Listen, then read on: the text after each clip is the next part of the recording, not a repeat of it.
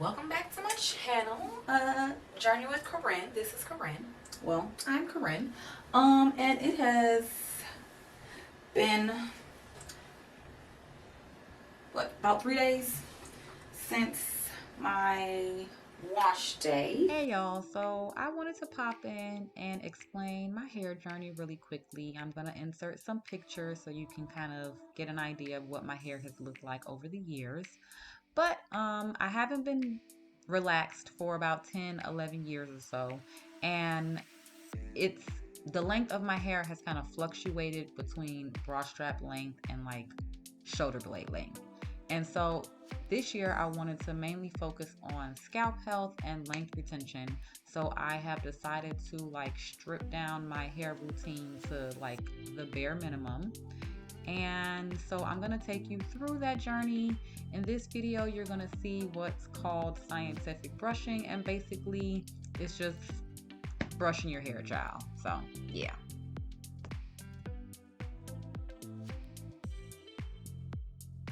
I just wanted to show you that there is no hair or very minimum hair coming out when I brush. The only product that I added to blow out my hair was a lightweight leave-in conditioner. I don't know how to link products. I will try to figure that out and link it if I can. But it was, full disclosure, it was a sample product of the Way leave-in conditioner. It smells amazing. It smells really good.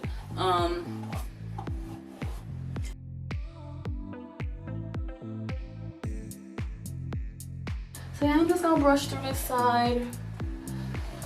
The ends are detangled. I'm taking and it feels really good. I'm taking the bristles along my scalp and just bringing it down all the way to the ends. And I'm gonna do this side for about 5 minutes and do the other side for about 5 minutes. This way. Oh, that feels good. It's like a little massage. It's like a little massage. And so the science behind this is that your scalp produces natural oils called sebum, and if your hair, you can correct me in the comments, if there are any scientists or trichologists out there that knows any of this information, if you'd like, or you don't have to correct me in the comments. Again, this is not a tutorial. This is not a class. I'm not a scientist. I'm not a trichologist. I'm not a hairstylist. I'm not a cosmetologist. I'm not any of those ologist things. So take what I say with a grain of salt. Go ahead and do your own research if you like what you're hearing and you're interested. But the idea behind this, create like this coating, lubricate your scalp, lubricate your hair strands, all of those good things. They add nourishment to the hair strands. They protect the hair strands and the scalp. And so the idea behind scientific brushing is that because of the shape and size of my hair follicle, my natural sebum does not travel down the strands as readily as someone would say straight hair. So the brushing helps to pull the sebum down and coat the rest of the hair strands. But after my wash day, the only thing I added to my hair, only products I added to my hair was the Way leave-in conditioner. Before I blow dried my hair, I did not add any heat protectant because the leave-in conditioner acts as a heat protectant for the blow dry portion. It says it on the bottle. Braided up my hair, I added a little bit of my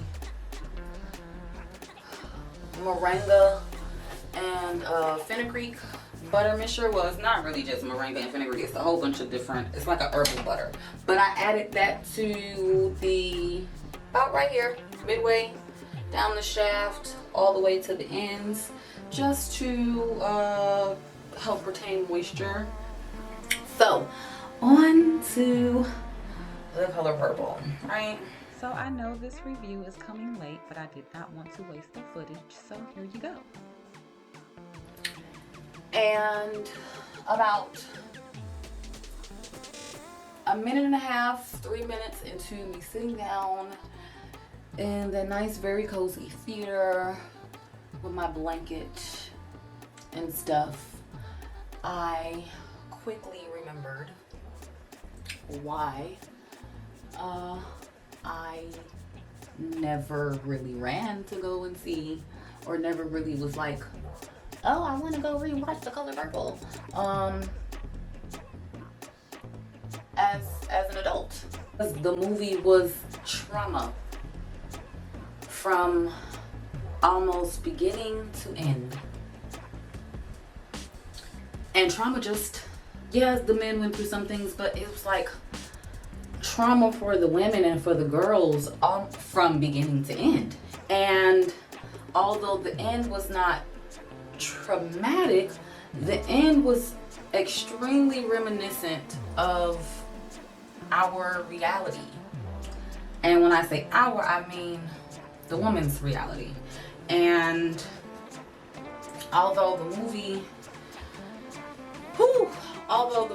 is about the experiences of different Black women during a time period where it was not easy being Black.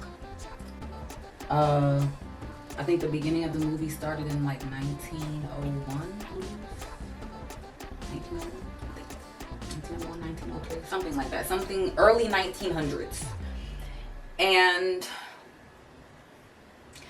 I mean, if you haven't seen it, this is not a movie review, and this is not a recommendation or lack thereof. If you want to go see it, go see it. That'll be the last time I watched that movie.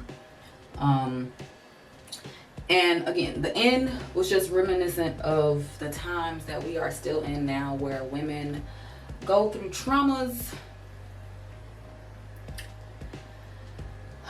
They get beat down, beat up, stepped on, stepped over, overlooked, disrespected, used and abused.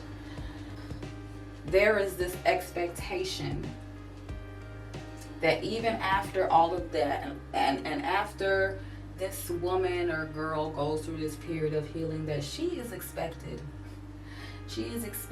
to offer her forgiveness. She is expected to offer her space and her time.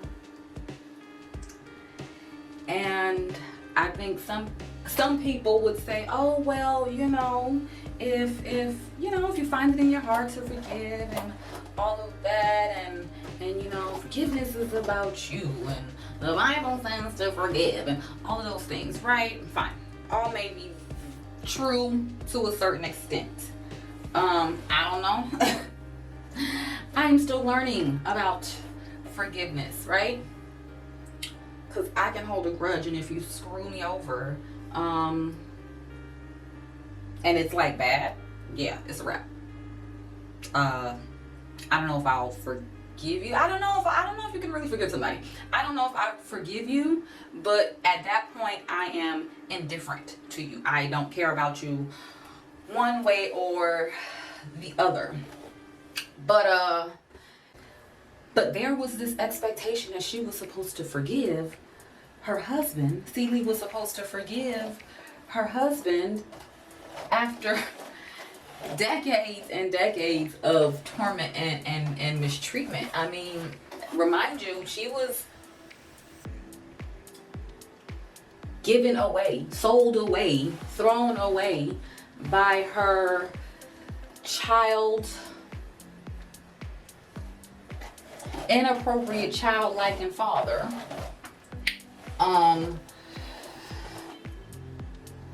to a grown-ass, to a grown-ass man who originally went to her father for her younger sister's hand in marriage. I believe that was a younger sister.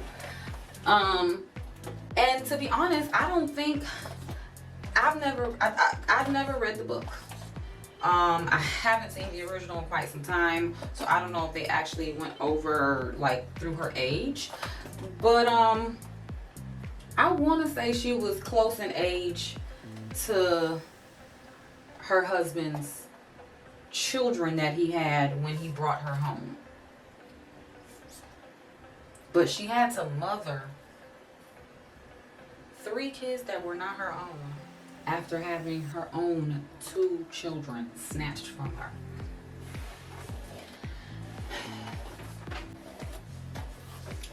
I don't know why they remade it. I'm not hating. You know, the cast of the movie was amazing.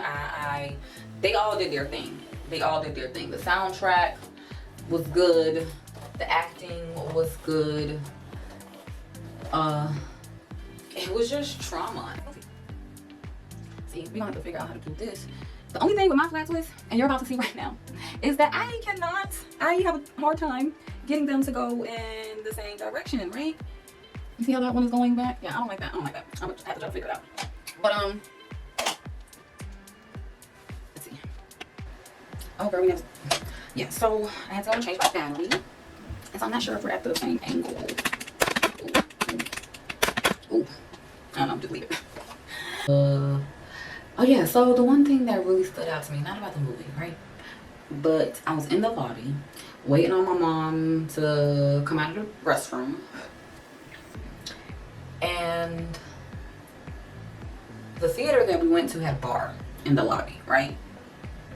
And there were these young ladies. I'm gonna try to redo that one real quick. And the young lady that was standing at the bar, I was like, well, I watch that movie every year around like Christmas time. And I'm like, what? Well, in my head, I was like, what? What? What you mean you watch it every year? And I'm just questioning, like asking this question sometimes, like, what do you mean you watch this movie every year? Every year you voluntarily sit through 2 hours of trauma. Okay. Let's just move slow, right?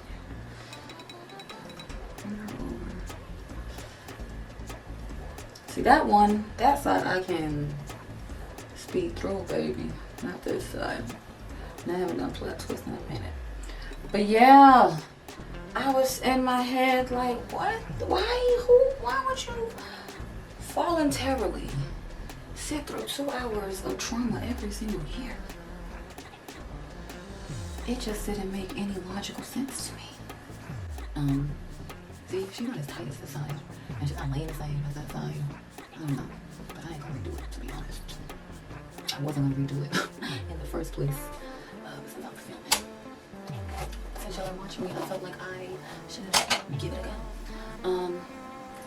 But yeah, I don't know why anybody would willingly sit through 2 hours of the same trauma every single year. I don't understand.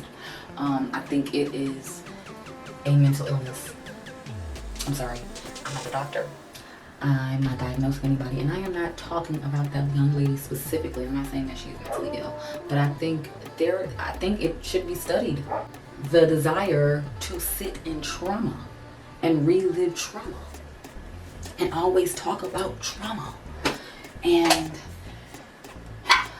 like, unless you're discussing this with like your therapist, right? Because you're actively working on learning ways to cope with your traumatic experience and learning ways to grow through those experiences with a licensed professional, not your homegirl, not your mama, not your baby daddy, like not strangers on the internet, but a licensed professional.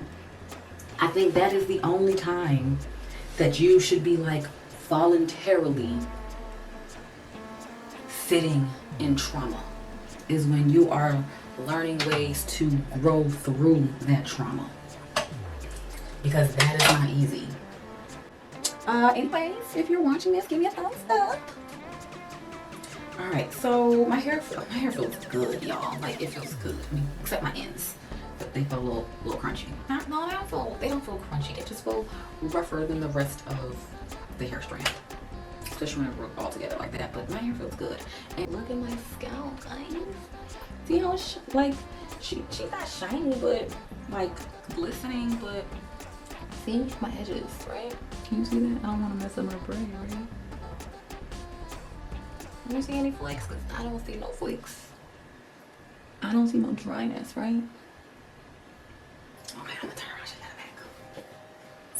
What does she look like? I have no idea what she looks like in the back. Y'all gonna have to tell me.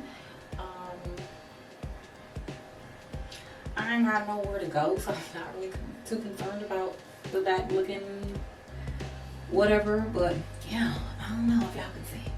I don't want to like bump into my camera, baby. Let's see. Do y'all see any flakes? Any dryness on my scalp? Is that a good angle? I don't know. Y'all tell me. Anyhow, yes. But this is gonna be style. She's looking good. I like it. Do you like it? I like it. I think she's cute.